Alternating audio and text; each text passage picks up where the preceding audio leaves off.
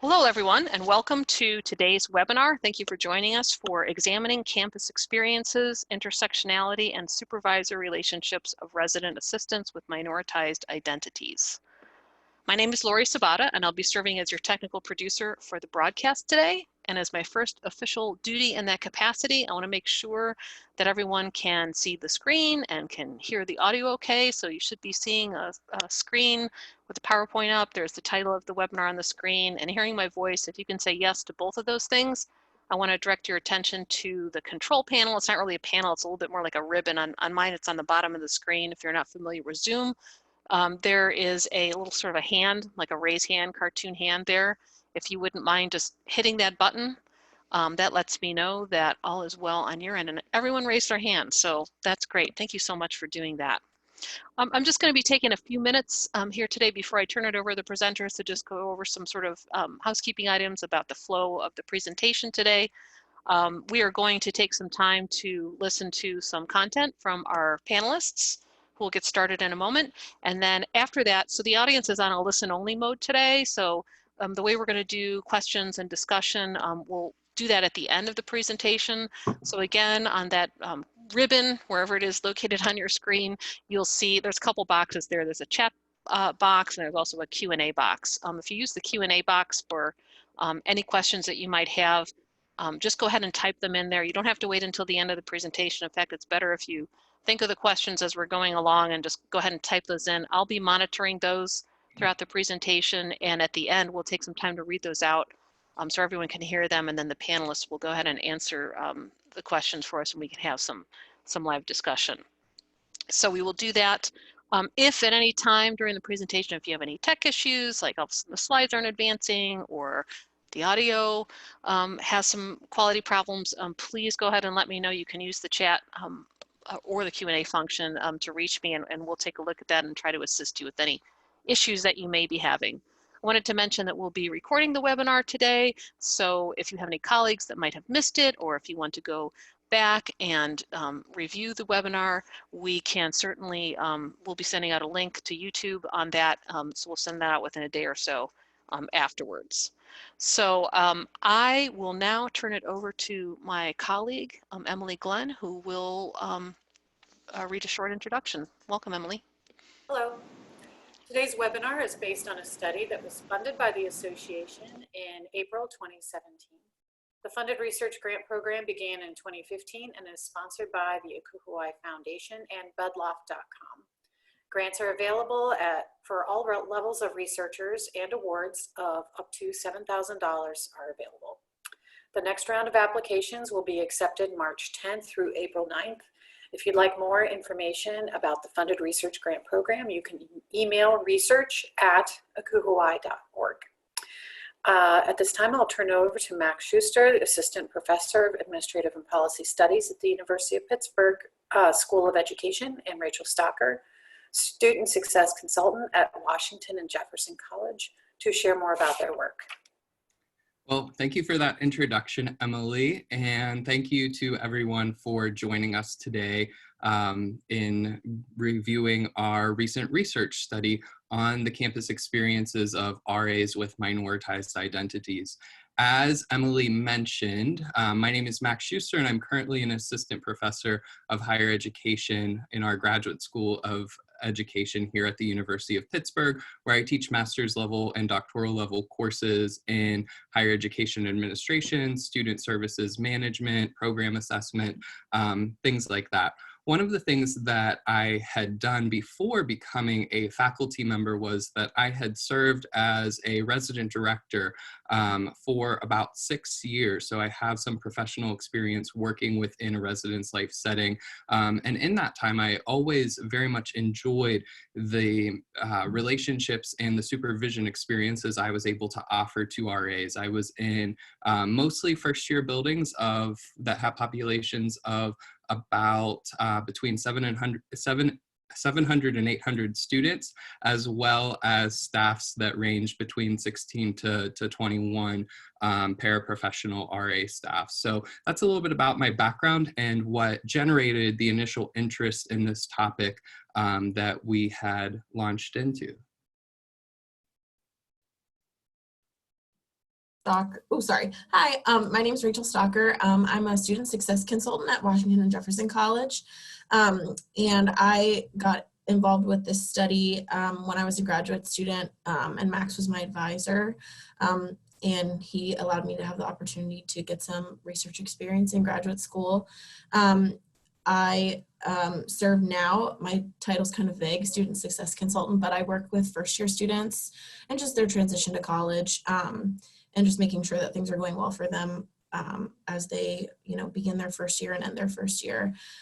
I served as an RA in undergrad, and I work with student leaders now. So this study has been relevant to my experience as an undergraduate student and now as a professional in higher education as well. So we are really excited to get started with today's presentation. We'd just like to make two quick acknowledgments before we launch into the content. First, as Emily mentioned, this research was funded through the ACUI Research Grant Program. And even though she is not here today, Sarah Whitmire is a first-year student who has been contributing to the project as a part of a first-year student mentorship program related to research that she has joined Rachel and I on. So we were definitely, want to acknowledge those two entities and Sarah for the hard work. Today's agenda, we are just going to try to get as quickly into the substance of the presentation as possible, provide you with a little bit of background about what grounds our understanding of the topic, then move into the research question and methods, again, sort of giving you the basics of understanding of just how we completed it before spending a bulk of our time on the findings and the recommendations that we have for practice based on our data. At the end, we will wrap up with the opportunity for questions. And if you think of a question along the way, as Lori mentioned, definitely we appreciate getting those throughout the presentation as well. So just a quick background on the first bullet point here that grounds our study is the idea that social justice is something that is altogether a competency, a goal, and a process within housing and residence life in the student affairs profession more broadly. So whenever we are thinking about this topic and what grounds our thinking and the ways in which we frame this study, the ways in which we analyze data, the ways in which we think about the experiences of students who are serving in the RA position with one or more minoritized identities, we're thinking about social justice as something that grounds our thinking and our data analysis and the ways in which this project was structured in order to relate it back to thinking about it in all of those different ways as competency, goal, and process for housing and residence life as a profession overall. Yeah, I think one thing we also wanted to, or a couple more things we wanted to cover on the background. We found that research has shown, I guess, that students are drawn to the RA role for a number of reasons, and I think these are probably things most of us would be familiar with who have been in residence life, that they mainly want to help others, and then obviously the financial benefit is usually pretty significant, but first their priority has been to help others. In a 2018 article, Boone found that students were mainly motivated to become resident assistants because of the helping behaviors exercised in the role. So that's obviously a significant factor in our research and our study. As we know, the RA job can be taxing, and students rely heavily are relied on heavily for different things, and especially in RAs that work with first year students, there's a higher burnout rate. RAs are relied on heavily for programming and policy enforcement, mental health. We think about RAs who are on the front lines of crisis management, dealing with mental health crises in the middle of the night and things like that. So we want to be cognizant of the compassion fatigue and the burnout that RAs experience, and compounded when we're thinking about RAs who serve who have minoritized identities or multiple minoritized identities. We think about other types of fatigue like racial battle fatigue and social justice battle fatigue as well. Minoritization is an active process that results from dominant identity groups, embedded and acted out in institution structures and policy systems, which we see in institutions of higher education. We wanted to make note that we realized in our study that minoritization and minoritized identities are nuanced. And we wanted to acknowledge that the themes and backgrounds that we provide here are a generalization about different types of minoritized identities grouped together. And we'll offer some, firsthand quotes from our study, but we wanted to offer as many perspectives from those who hold different or multiple minoritized identities as well.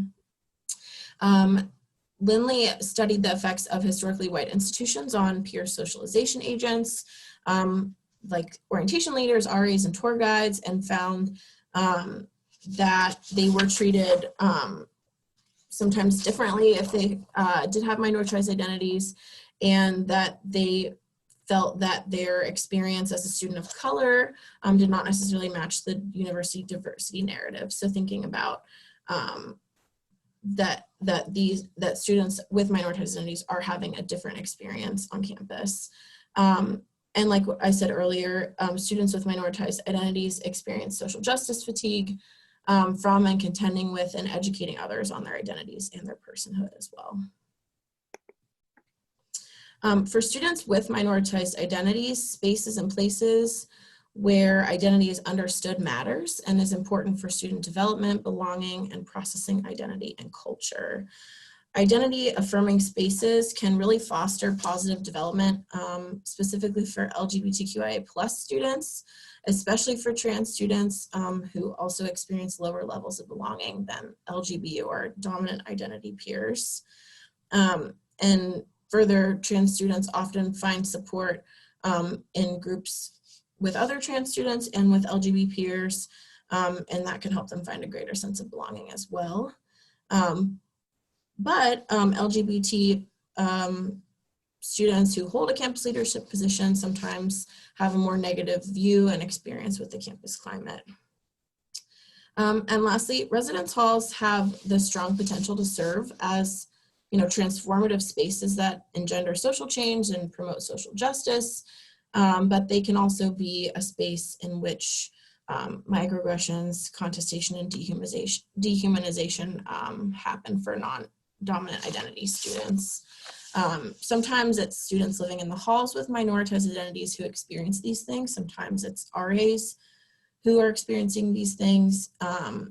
And the research shows that RAs with minoritized identities are often subject to higher level of peer scrutiny and the needing to represent the institution as a diversity representation.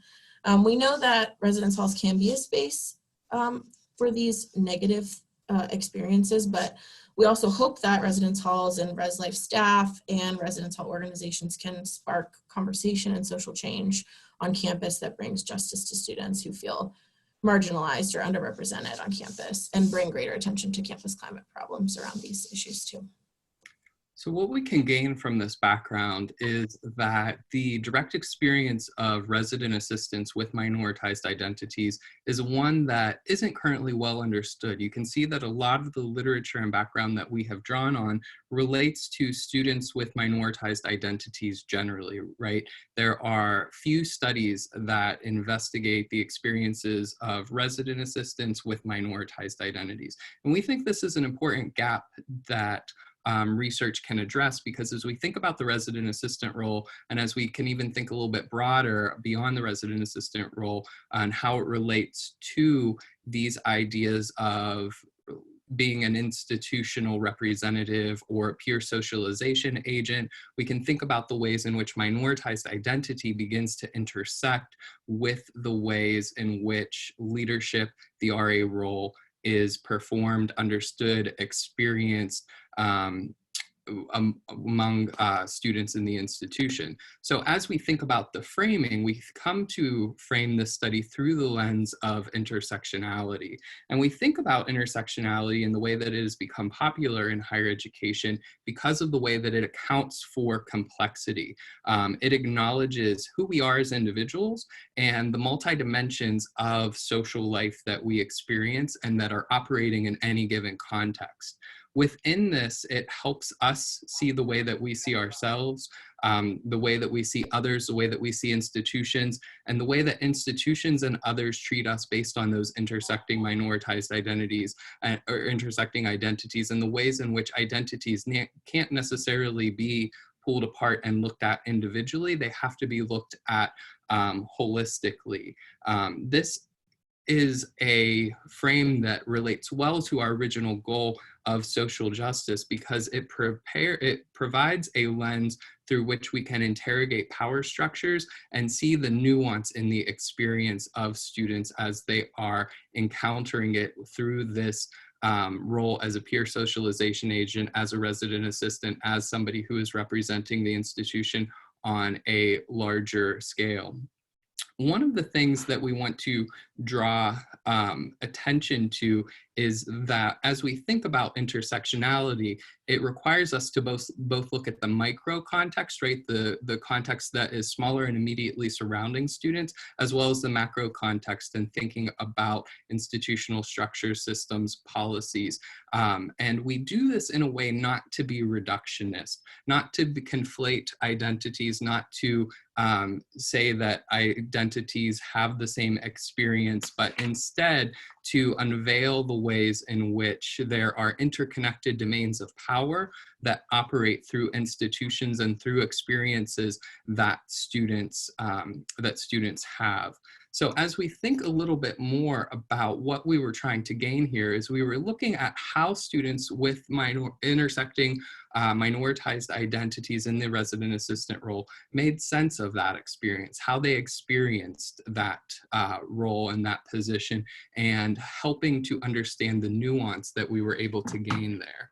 In order to do this, we followed a constructivist grounded theory methodology, which again aligns with our aims of promoting social justice and capturing the lived experiences and representing the stories of students with minoritized identities. Constructivist grounded theory really focuses on what people experience. It focuses on the social processes instead of merely a description of events. So while we will, once we get to the data, while we will obviously share some descriptive quotes, our analysis and what we hope you take away from this is thinking about what's happening below the surface, and to think about the feeling and meaning that that is present in those quotes that helps uncover the social processes that students are encountering as it relates to broader system structures and experiences within this role. So what we ultimately wound up with is Rachel and I conducted 21 semi-structured interviews with students who are all currently in a resident assistant position. And this was a multi-institution study. So folks came from one of 5 institutions in distinct geographical areas of the country, as well as distinct institutional types, right? Thinking about private and public and research and practitioner-based as well. Everyone came from a 4-year institution.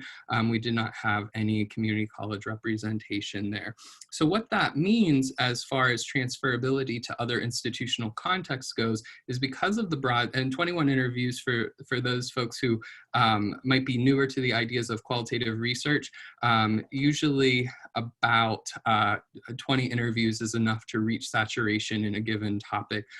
So 21 is slightly over that and hits us at what makes for a methodologically sound qualitative research study. So what this means is that through these 21 institutions and the distinct identities that the participants offered in their unique context, is that the themes that we were able to generate cross identities, they cross institutions, which gives this study a high transferability to other institutional contexts. So as you are thinking about and hearing the data that we are presenting, you can think about ways in which those experiences can relate to your own department, your own institution. With this, we took a critical theoretical perspective with particular regard to our data analysis. So the ways in which we analyze data, after we conducted the interviews, we sat down with the transcripts, we had transcripts obviously written verbatim from the interviews, and we immersed ourselves in the data, and we were constantly comparing the data to the phenomenon that we were seeing in the field.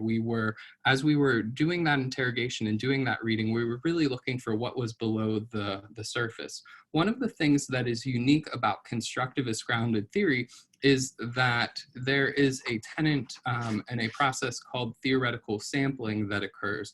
With theoretical sampling, what happens is that you are analyzing your data and reading transcripts at the same time that you are also still collecting data. What this allows us to do is to see some trends in the data and to take those trends to the participants of the research study and say, hey, these are some things that we are seeing in the data. What are your thoughts and contributions to how this works? What are some disconfirming examples and stories that you might have from your own lived experiences that either relate or don't relate, right? Not forcing anyone to a particular conclusion.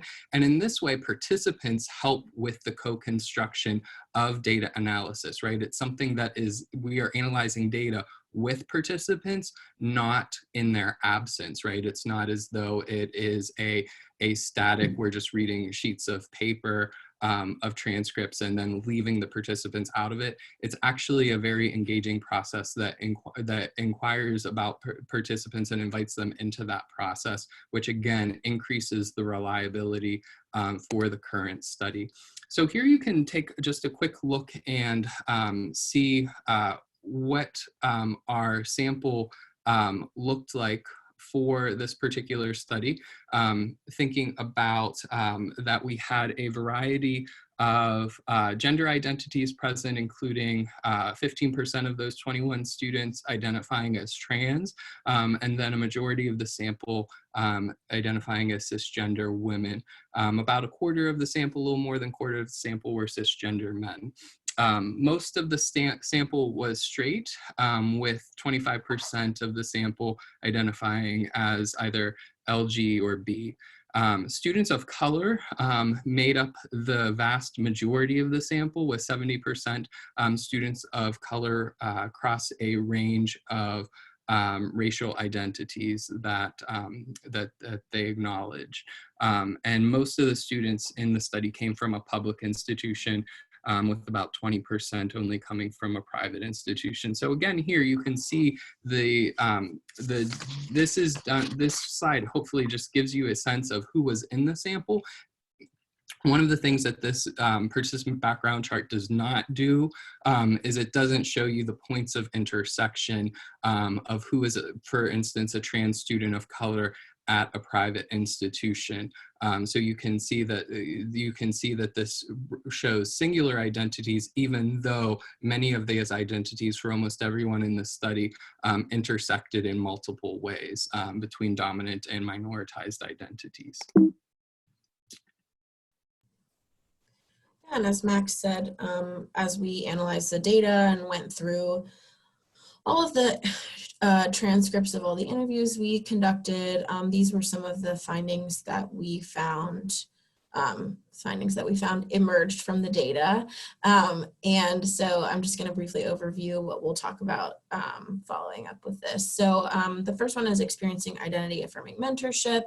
We found that there was increasing self-confidence through the RA role, that there was engagement in social justice education and work, there was enriching intersectional conceptions of self, and that RAs found that they would empower others with their role. And I'm going to start off talking about experiencing identity-affirming mentorship. So we found that RAs who had a supportive and encouraging identity-affirming mentor was undoubtedly powerful for students within this study. Students frequently described developing positive relationships with their supervisors in residence life.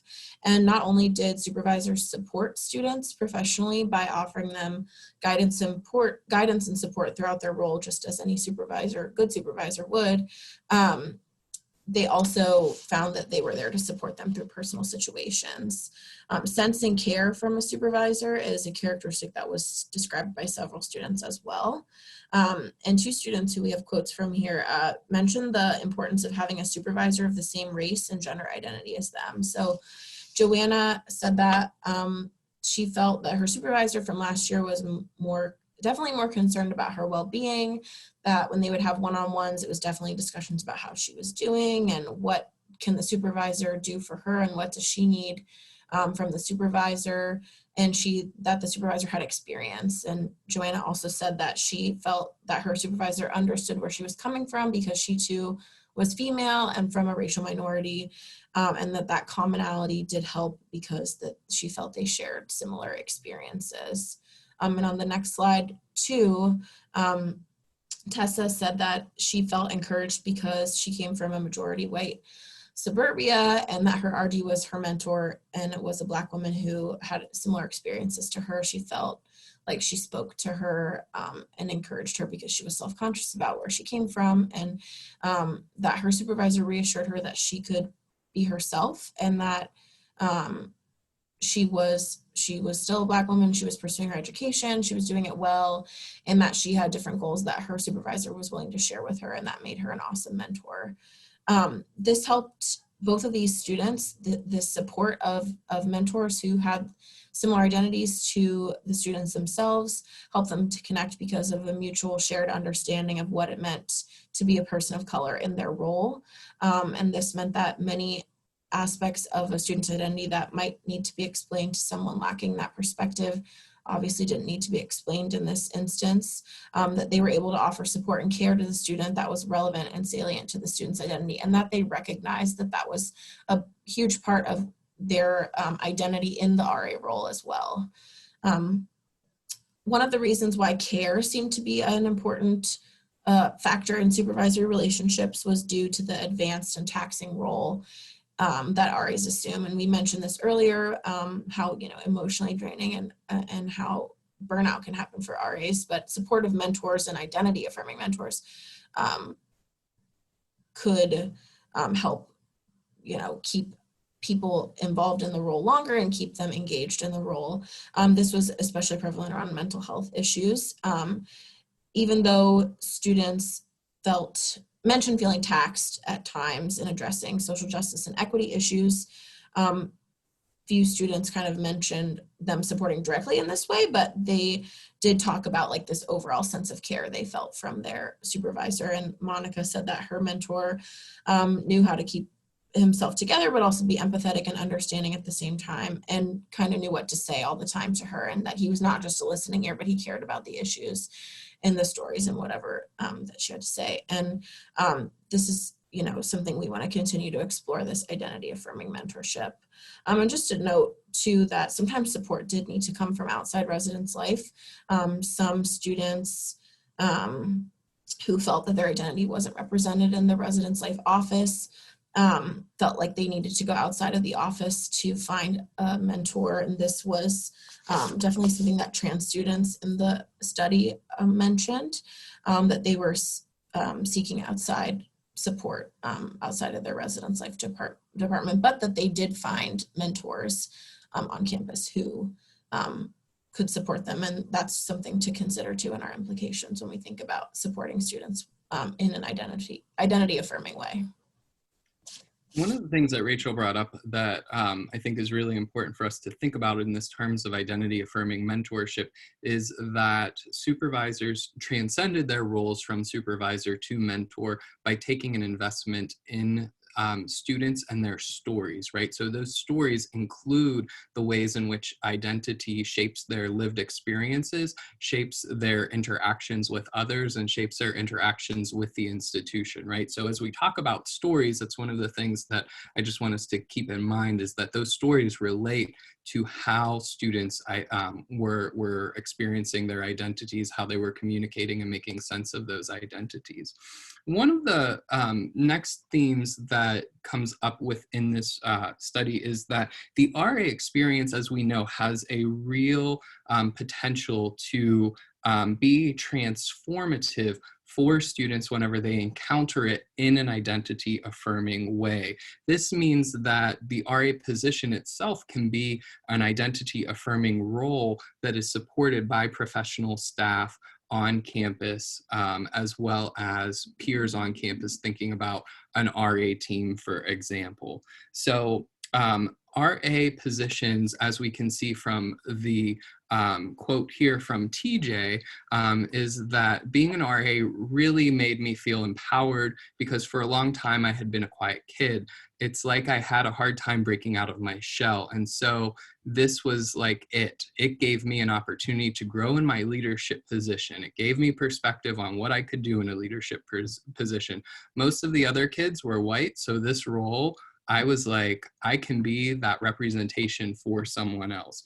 So we can think about the ways in which this is a transformative role that can increase personal self-confidence, but then also find a way to give back to empower other people by being a source of representation on campuses that may be predominant, that campuses that were predominantly white. Monica also has a similar idea, as she talks about being an RA was the one thing that shifted me from being self-conscious or really self-doubtful to being a completely different person from my first year. It definitely gave me confidence, and it gave me a huge support system.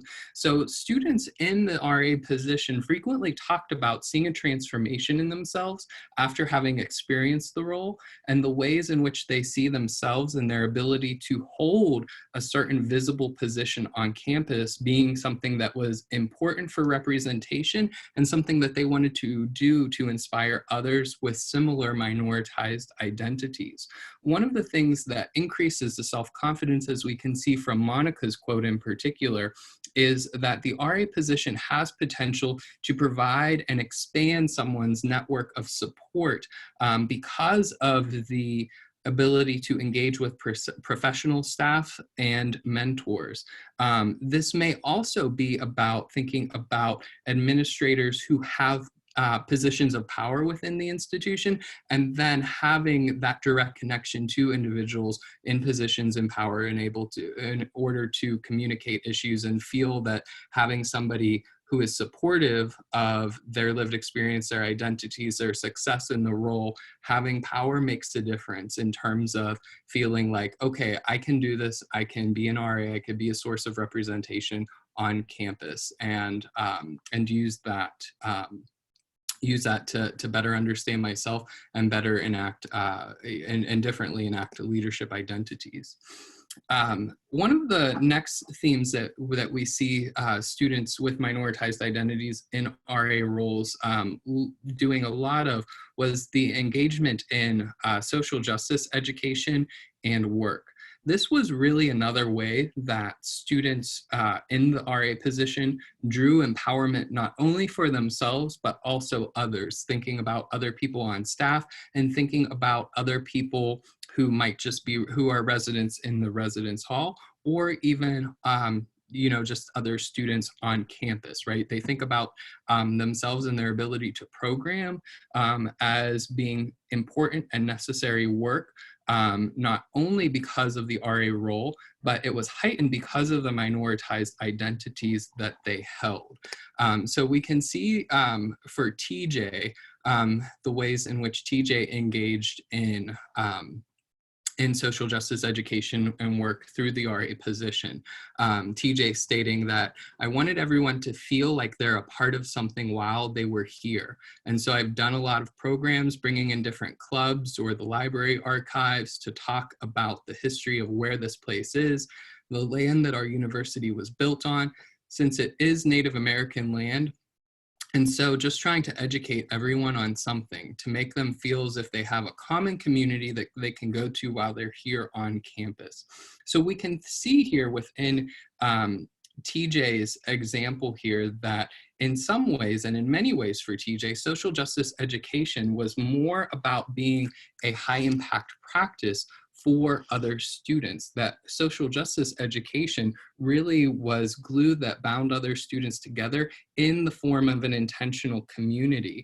And so this was not only a way to educate to students on campus about the layers of the oppressive structures that they were encountering or even incurring within an institution, but to use that education as a commonality to build community. So we can see that the work related to social justice for RAs with minoritized identities is a deep work and important work.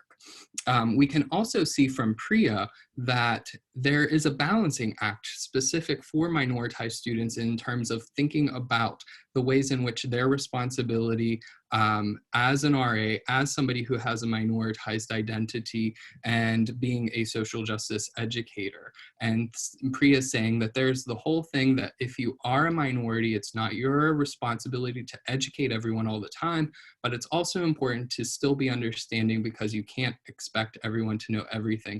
That's also really unfair. So Priya in this quote talks about the ways in which social justice education also has this need of feeling pressure to be a social justice educator, to be a social justice expert for the staff, and that students who are serving in the RA role with minoritized identities also need space at the same time and see their role as social justice educators and as a balancing act. And so with this, I think that it's important for us to think about the ways in which RAs with minoritized identities are given space to step in and out of social justice conversations as a way to avoid burnout and fatigue, right? So we can see that there are definitely positive benefits that are deep for students with minoritized identities, and that we also have to think about the ways in which space is provided to step in and out of those conversations as well. I think that it's also important to think about the ways in which what's being asked of RAs in minoritized positions, from the quotes that we see, this idea that you're expected to be a social justice expert just because you have one or more minoritized identities really positions minoritized students into an unfair position that's being imposed on them by dominant identity groups who might not feel as comfortable addressing some of those conversations. As Rachel mentioned earlier, thinking about LGBT issues in particular, research shows that student affairs professionals and residence life professionals are often in need of most support in terms of better understanding those issues so that they are better equipped to serve students there. So I think that those are just a couple of quick important takeaways from this particular finding. The final thing that I'll talk about before turning it back over to Rachel here is that the RA position and this idea of identity-affirming mentorship also helps students enrich their intersectional conceptions of their selves. What's meant by that is that it's the ways in which they better understood their minoritized identities, the ways in which those minoritized identities interacted with each other, interacted with institutions, and interacted with the RA role or other roles on campus, whether those were other leadership positions or just student roles on campus. So for students with minoritized identity, they really worked on tackling the concept of their own intersectional identities, and particularly about how to be representative and empowering to others as a campus leader through the RA position and as somebody who had perhaps multiple minoritized identities. One of the things that's interesting as we think about this idea of the intersectional conceptions of self that we can see from Kali here is that this idea, Kali says, I'm very opposed to being marginalized in leadership positions. I am a very dynamic person. So in leadership positions where I see people treating each other badly, that is not okay because people are very important to me and people's feelings are very important to me when I'm in charge of any sort of leadership position.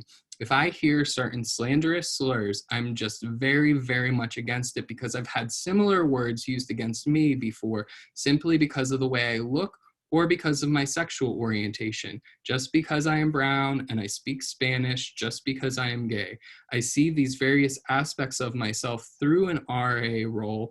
I see these various aspects of myself through an RA, through all of that, because I can't see myself as anything else. So leadership identity, as we see from Kali's quote here, is that for this group of students, leadership identity is flatter, it's less hierarchical.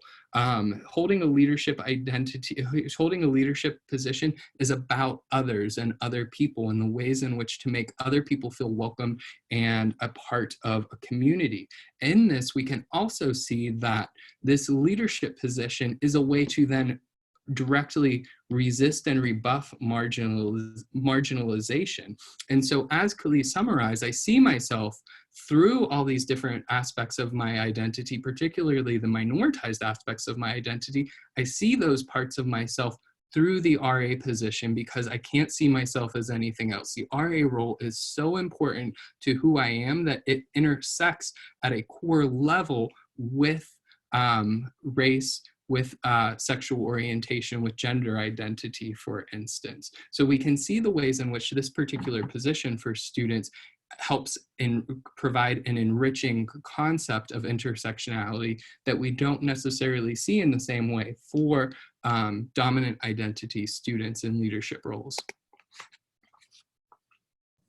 Okay, and I'm going to cover the last finding, which is that we saw that RAs empowered others through their role. So many of the RAs indicated that part of their experience as a student leader was the ability to mentor and empower others, specifically the people living on their floor or other RAs or other people who they deemed as their peers. This came up as having an impact on their experience and what they'll take with them as they leave the role and what they've learned most from the role. So if we see the next slide, we see what Tessa said, which was that she mentors in layers. I feel like I'm closest to my female residents, my women of color. I reach out to students who are pre-med and suggest students to be interested in national scholarships. I also try to reach out to first gens, even though I'm not a first gen myself. And from this, we can see that Tessa recognizes the layers of identity, those intersectional identities that she has and the intersectional identities of others, and just the layers of identity that each person has. And takes this into consideration when creating mentoring relationships with those who live on their floor or those who live in her building. And that even if that's an identity that she doesn't hold or that isn't as salient to her, that she wants others to recognize that it's important to who they are and that it's important to their identity. And similarly, Kali said that when I see someone else who feels really marginalized in the way that I do, I make sure to tell them that they are more than whatever it is that someone says they are, that all people are different, unique, and have their own backgrounds, their own stories to tell, and their own stories to continue writing. And that Kali realizes that, that the resident isn't just one thing, that their identity isn't just one identity, it's multiple identities, and that they should explore all parts of who they are because that creates the unique identity that is theirs and only theirs.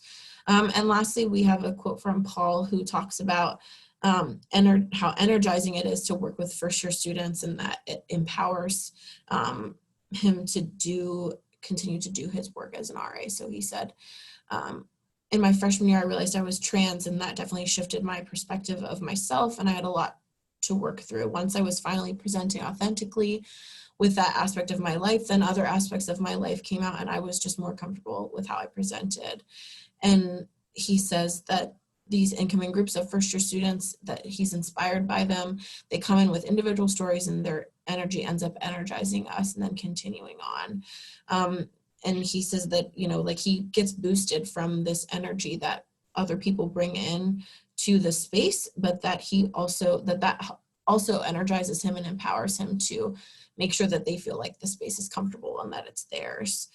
For these students we heard from with minoritized identities, the chance to be a source of support, empowerment, and encouragement for others is something they sought out in this role. As we mentioned earlier in the background, that helping others is the main reason why people students want to go into this role. And that was what we found in this last section of the findings too.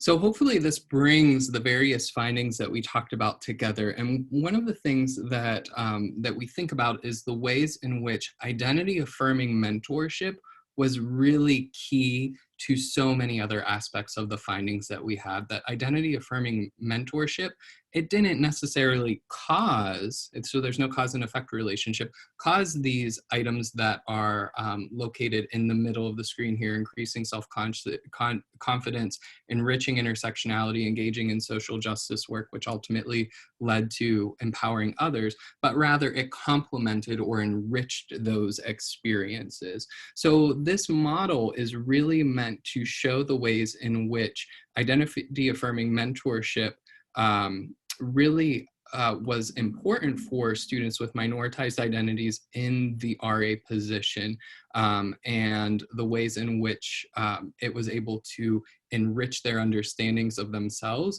and ultimately find ways to empower others. One of the things that I want to just bring to quick light here is that we, within this model, we're highlighting positive aspects of identity-affirming mentorship. And we do want to recognize that several students in the study do describe supervisory experiences that were hostile and openly place students into stereotypical boxes based on damaging prejudices. For instance, Talib, one of our participants who was a cisgender Black straight man, for instance, received a formal evaluation from his supervisor that described him as coming across as angry, unhappy about his job, but mentioning that he was good at conflict and very articulate. Meanwhile, Talib had recently, during the time of the evaluation, had run a campaign to become a student government officer, and received, and won that position. So thinking about the ways in which Talib encountered great success with the student government position, but was ultimately reduced to stereotypes through his supervisory evaluation, left him deflated in this role, and demotivated, so much so that he left the position in order to pursue other aspects. So we can see that supervisory relationships are important. They can lead to many positive aspects that we see in the study, or they can also lead to sort of these damaging scripts that push students out of the position, not because of anything that students are doing. So we'll wrap up here with just a couple of quick recommendations for, okay, well, we have this research, what do we do with it? Yeah, so the first recommendation we have is to hire professional staff that reflect greater diversity. And that seems like a pretty obvious recommendation. We recommend that so, students feel connected to the RA role. When there are pro staff in the office who can understand their identities and affirm them and who can relate to them through their own experiences. And so the Office of Residence Life and those who interact with student staff directly should reflect the student staff itself and also be one of those identity affirming places. Hiring professionals who represent greater diversity also allows students to live in a transformative space. So it can be really, again, that identity affirming space. And residence halls have the potential to be spaces that affirm social justice by bringing attention to issues and seeing floors as transformative spaces. So if it starts with the professional staff, it will trickle into the student staff too. And that's something that came up in our study and that we would have a recommendation for that as well. And talk about training and development for professional staff that includes cultural humility and student mentorship and greater exposure to and comfort in LGBTQI community topics and issues. And this was something that came up in the literature as well, that professional staff are the most uncomfortable with LGBTQIA plus community topics and issues. And so having training that goes kind of beyond safe zone training and can really be, while that is super important and really helpful, can help pro staff understand the needs and lived experiences of the individuals who are on their staff and who live in their buildings as well. And again, this applies to all levels of residence life, that it's not just, you know, the area coordinators that supervise student staff, but it's the director and it's the dean, and it's everyone who has that same training.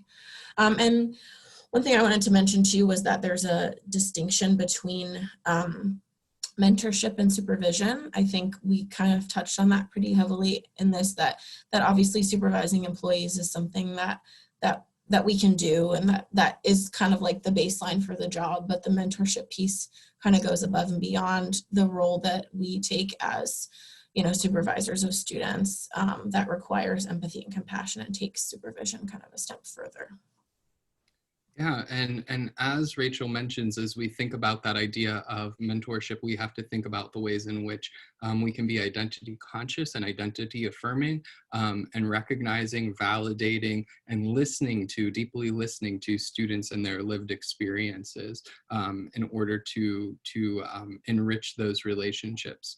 One of the final points here that we can think about for resident assistants who may have a minoritized identity and then also be based in an identity-based living learning program is something that is important to think about, the ways in which those students are particularly supported for those communities. Within our sample, for instance, we heard the story of an RA who was first generation college student and was on a first generation floor, and the support that student described receiving from professional staff was to just make sure that people don't burn down the building, and really didn't have a sense of what to do for the floor of first generation students beyond what their own lived experience was. So as we think about RAs who may be in identity-based living learning programs, I think that there's an opportunity to rethink our concept of mentorship,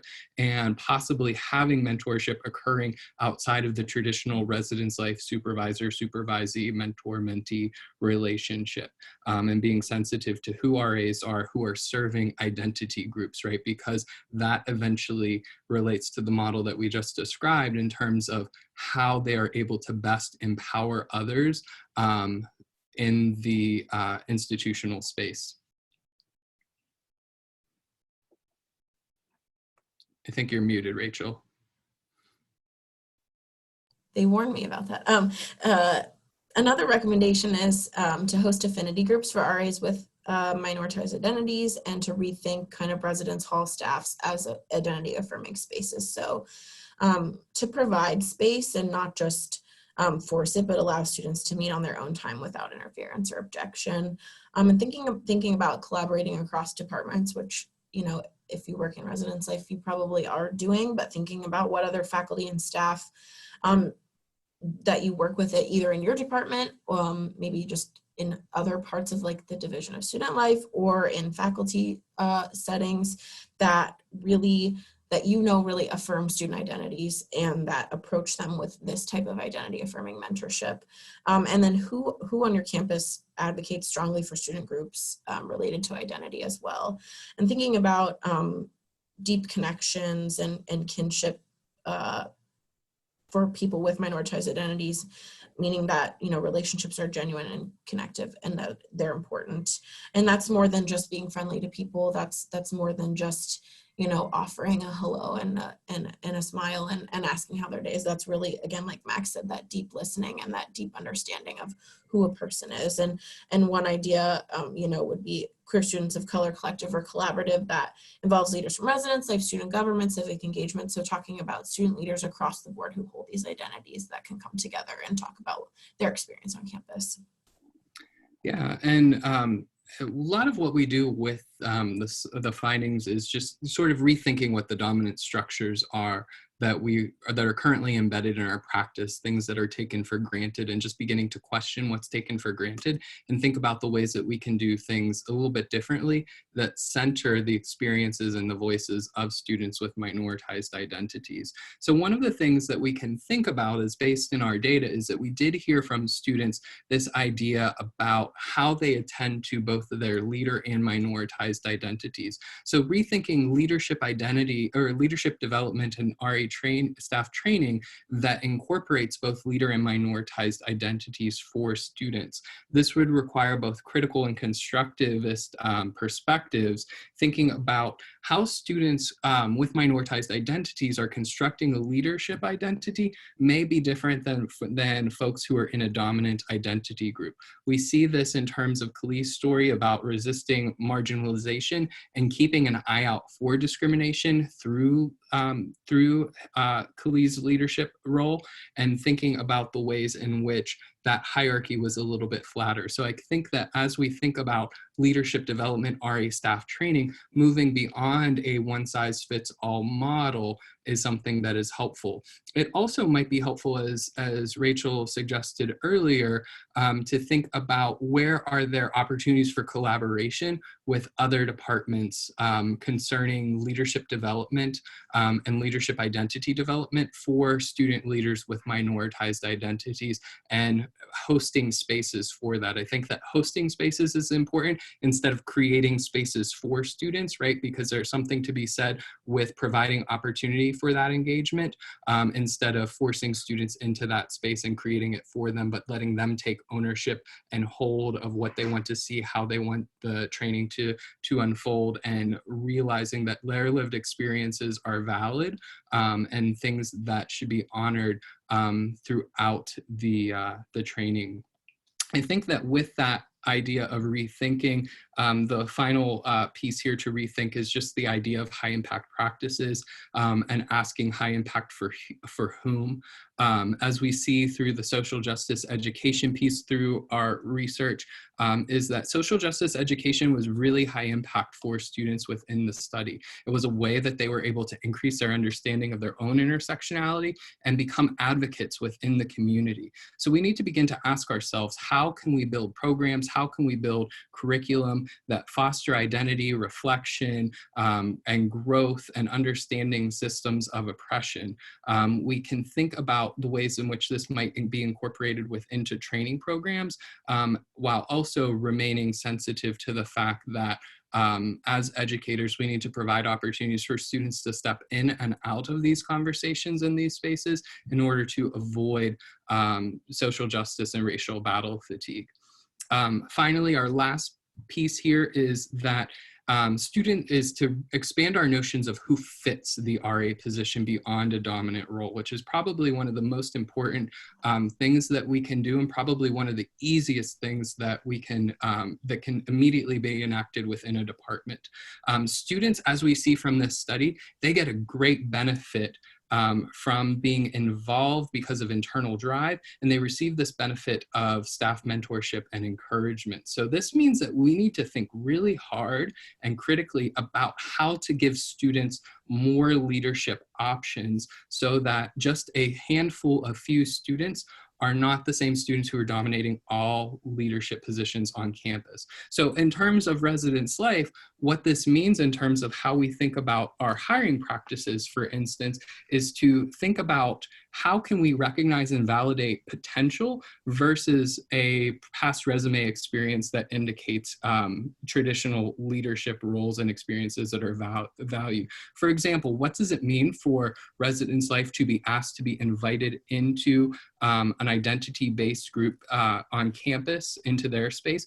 And again, inviting and being invited and not invading that space, but offering maybe perhaps some open interviews where students who are members of that particular identity group can come with an application and receive an on-the-spot interview for one of the rounds of the position, instead of continually directing students into a dominant process that might feel unwelcoming or unsafe to them. I think one other thing we wanted to bring up too was expanding kind of our notions of what a role in residence life entails. So maybe it's not a standard RA role, or maybe the standard RA role becomes, enforcement of policies and crisis management and that stuff too, but then giving, developing program coordinating roles within halls and live-in positions or non-live-in positions, or if your institution doesn't have hall committees or councils, or I know like my institution has a facilities committee that meets, that talks about just anything that is going on in buildings, like structurally, that need addressed, but offering students at all levels, an opportunity to be involved in the residence life experience and in a leadership role that allows them to use the experiences that they've had in that space. I think that, like I just mentioned, at my school, we're doing a program coordinating role in the first year halls that isn't live-in, but that will take place a lot in the halls and will be a really interesting new student leadership position for students to take advantage of. So thinking outside of the box of the RA role, what else can we offer students that fits into the housing and residence life area as well? So that wraps up our the bulk of our presentation. We are right on time at 2 p.m. I want to just thank you very much for spending some time with us this afternoon. We are really excited to share these findings. We are hoping to have them published soon within one of the ACUI journal, within the ACUI journal. I realize that we're at the end of time, so if you did not get a question answered, if you have to tune out to not have and don't have time to get a question answered, we are definitely open to engaging in further dialogue outside of this space. If you want to talk about ways in which we can translate this presentation into a staff training for professional staff, or some strategies that you're looking at in your department, we definitely welcome those conversations as well, and to engage in additional dialogue. So I don't know if Lori or Emily want to give us a little bit of direction on whether we're tuning out, or whether you all want us to answer a question if a question came through. Well, we do have one question. So while we're addressing that question, if any others come in, we can take care of probably a couple questions. So the one, it's sort of a question ask. It's so would it be possible to have the reference list sent to the attendees? I think this was referring to some of the articles that you had mentioned earlier. Yes, absolutely, and we would be able to give the reference list, as well as a PDF version of the slides that would contain the full references as well. Easy, that's an easy one. Yeah, that'd be great. Maybe it's something we can send out. I did mention earlier that we were going to be recording this, which we are, and so maybe when we send the link out, that would be a time we could do that as well. Perfect, yeah, that's easy. I see another question. It is, we are interested in what recommendations or examples you may have about how to support the facilitation of student staff/leader affinity spaces given shifting diversity of professional staffing groups. Yeah, so I think that one of the things that we can think about that Rachel and I talked about, and feel free to jump in, Rachel, if there's anything that I'm missing here, I'll let you also fill in. But we talk about this idea of collaboration, right? What does it look like, for instance, within those identity-affirming spaces that are hosted for students? One, thinking about location, where it could be a regular location for students to claim space, and thinking about collaboration across departments, right? So understanding that there might not be, depending on the size of your campus, many folks who are queer student leaders of color, for instance. So hosting a queer student leaders of color collaborative that brings together folks who might be in a TA role, who might be in an RA role, who might be in a research assistant role, who might be in a traditional club or organization officer role, right? And thinking about the ways in which things can be expanded beyond just the residence life department, I think is important, because those spaces, as we see from the research, really provide this opportunity for deep connection, deep kinship.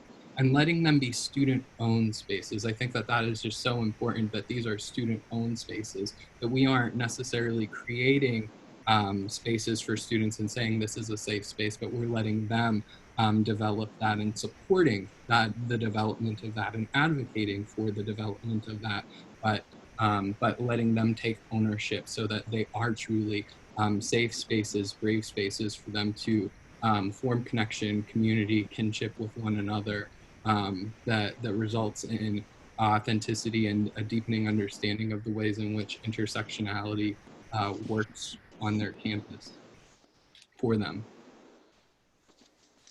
All right. Oh, go I ahead. don't know that I have much to add.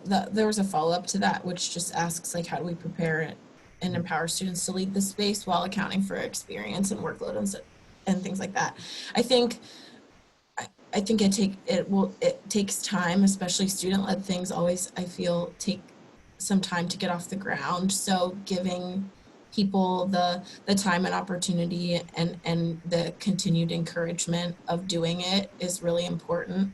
I mean, I think about students I mentor too, who are my student leaders, but not as RAs, who just need that continuous encouragement in that endeavor. So just that it may take time and effort on our end to just keep promoting that opportunity for students too.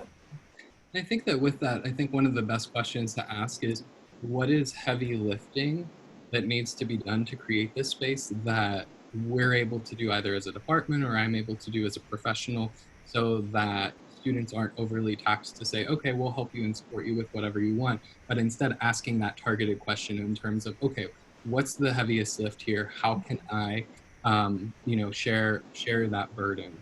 Because I think that that's an important point in terms of this shouldn't be an opportunity just to ask students with minoritized identities to do more, because we already see that they are doing more in terms of social justice education in the halls. So then it's saying, do social justice education in the halls be relied on for this? And then also be relied on, and then we're also relying on you to lead this space that we think would be helpful for you, right? It's instead thinking about, what's the heavy lift? How can I assume either part or all of that burden, and being intentional about what the ask is being done there. Mhm. Right. And I think we have one more question to Okay. address. So I think we'll do this one more, and then we'll go ahead and conclude, and because we want to respect folks' time. Are you able to see the question on the QA box? Do you want, it's long, so I don't know if you want to read it or if you want to. I am not seeing it on mine. So maybe if you could read it, if not, I'll read it out. Yep. It's long, so I may have to, so hang in Okay. there. Okay. Yeah. So I'm a Black trans man working at a predominant female institution. I have found that a lot of RAs began to request to be on my staff because they express that they identify as non-binary or trans themselves. I like to select staff based on who would be the best staff for my community. However, I think I'm beginning to see that I may need to also take into account that RAs may need to be hired for my staff to have the mentor relationship with me. So the question is, how do I balance this and still have a balanced staff? Yeah. I think that is. I think that that's something that just speaks to um, faculty and staff with minoritized identities on college campuses generally, right? Is that because there are fewer faculty and staff on college campuses, they're often doing this invisible labor in terms of being in a visible position on campus and then being sought out by by students with either shared or similar identities, right? Because they want that mentorship, because there isn't that high level of visibility. And I think that what is so important there is recognizing that this is invisible labor, and that really it is needs to be visible labor, right? It needs to be something that is understood that is happening within the institution, so that that way the staffing and hiring practices within